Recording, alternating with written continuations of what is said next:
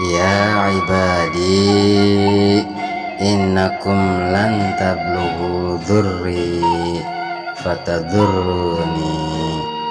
Dauhan Allah, he hamba-hamba kaula, innakum sa'nya-nyana aranjeun kabeh lan tablughu dzurri, moal bisa ngabahayakeun aranjeun kabeh ka kaula. Fataduruni, maka moal bisa mere kamadorotan karugian aranjeun kabeh ka kaula.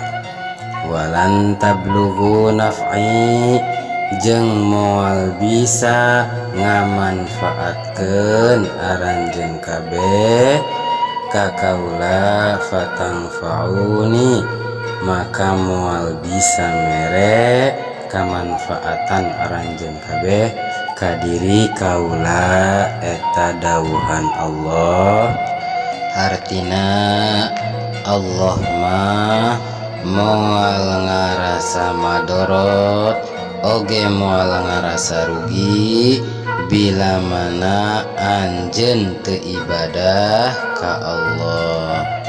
Kitu deui, Allah mah moal ngarasa kamanfaatana oge moal meunangkeun kauntunganana tina ibadah urang ka anjeunna. Jadi maksiatna urang, ibadahna urang, eta moal ngarugikeun oge moal nguntungkeun ka Allah. Allah mah teu butuh ibadah urang, Allah mah teu butuh kana maksiat urang. Urang ibadah boh maksiat pikeun Allah teu aya robahna dina sifat kakawasaan Allah.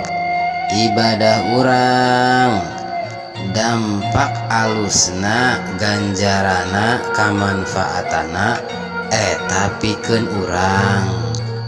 Kitu deui maksiat urang ka Allah balukarna eta oge jang urang. Jadi urang rek ibadah rek henteu ka Allah mah teu ngaruhna naon. Da eta mah pikeun urang kabeh. Urang hayang salamet nya ibadah nurut ka Allah, jauhi larangan Allah. Urang hayang cilaka sok geura tumpurkeun jalan anu picilakaeun anu Allah teu ridho.